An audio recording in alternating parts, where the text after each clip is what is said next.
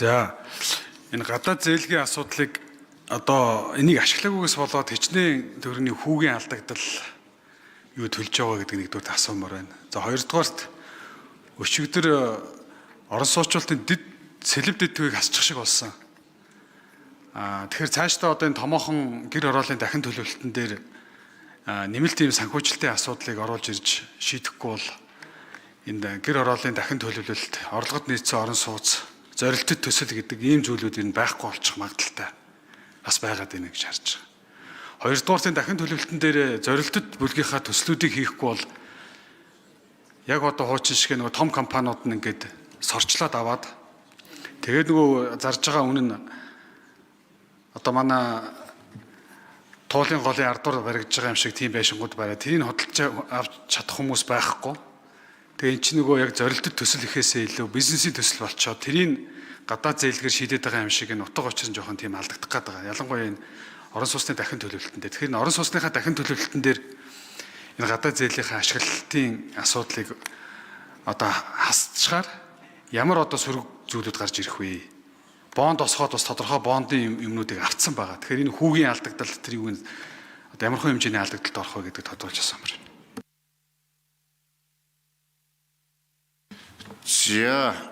За одоо гишүүд асуулт асууж нүний дуусчин чуулганы танхимд гишүүдийг өрж байна. Санал хураалтууд явагдана. За эрчмийн зөрүүтэй 15 санал байгаа. Энэ гадаад зээлийн ашиглалтай холбоотой энэ бол Монгол улсад бас маш хэрэгтэй мега төслүүдийг хэрэгжүүлэхэд энэ ажлыг бас явуулахад нэлээд хэрэгтэй байгаа. Монголчууд одоо газрын тас боловсруулах үйлдвэртэй болмоор байна. Газрын тас боловсруулах үйлдвэргүйгээс бид импортын одоо шатхууны хараатай байдлаас болж маш хүнд байдалтай Монголын ард бүгд мэддэг. Баруун бүс нутаг одоо Оросын холбооноос маш өндөр үнэтэй эрчим хүч хэрэгэлдэг. Үүнийг бас хямдруулах, дотоодоос эрчим хүчийг хангадаг болох, эрчим хүчний тусгаар тогтнолоо бий болгоход Эрдэнэ мөрөнгийн усан цахилгаан станцыг барьж байгуулахад одоо энэ хуулийн ач холбогдол байгаа. Улаанбаатар хотын бас төгжрөлттэй холбоотой асуудал шийдэхэд бас энэ тодорхой асуудалд орсон байгаа. Тийм болохоор их хурлын гишүүдийг чуулганы танхимдаа хүрэлцэн ирэх урьж байна. Энэ 15 санал хураалтыг хураагаад энэ хуулийг бас хэлцэх саналуудаас цааш нь явуулъя гэж одоо хүсье. Хариулт. Сүхбаатар Эрдэнэ хот гишүүний асуулт нь Жокын алдар жавхлан гишүүн хариулнаа.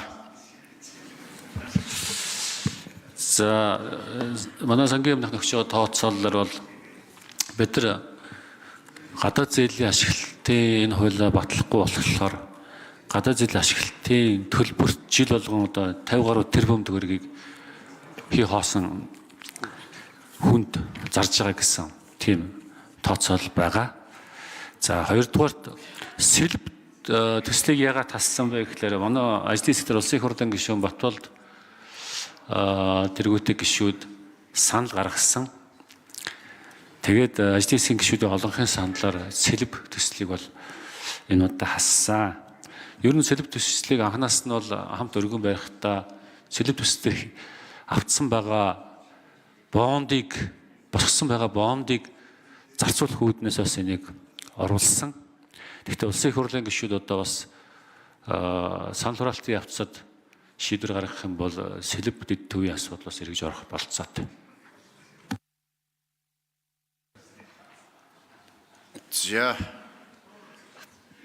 За Сүхбаатарын Эрдэнэ бат гишүүн тодруулж асууя.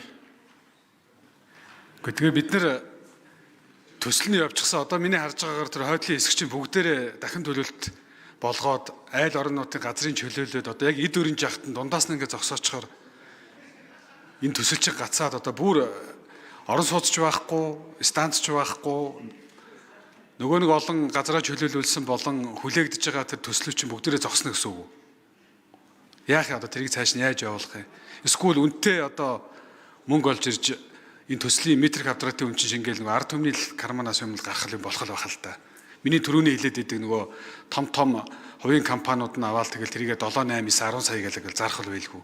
Уул нь бол төслөөрөө 4 сая гэсэн баха те метр квадрат нь сэлб төслийн орон сууцнууд багш нар эмчнэр хөгжлийн бэрхшээлтэй иргэд орох гээд хүлээгээд байгаа ийм төсөл байгаа гэж би ойлгоод байгаа шүү дээ.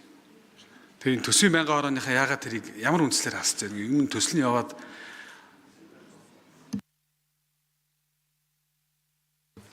За ажлын хэсэг төсвийн байнгын орон дарга Нанздын Наранбаатар хариулъя. Төсвийн байнгын орон дээр ямар үндслээр сэлб хотхны төслийг асууж байгаа гэж асууж байна. За Эрдэнэт гишүүний асуултанд хариулъя.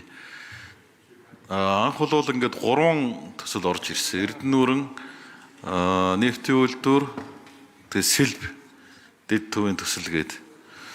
Тэгээд төсвийн байнгын хорон дээр гишүүд санал гаргаад сэлб дэд төвийг хасъя гэдэг зарчмын зөрүүтэй санал гаргаад ингээд энэ дэмжигдээд явсан юм л асуудал. Одоо энэ чуулганы хуралдаан дээр санал хураагаад бас гишүүд дэмжихгүй бас эргээд бас босох юм боломжтой л гэж Эрдэнэт гишүүнд хариулъя.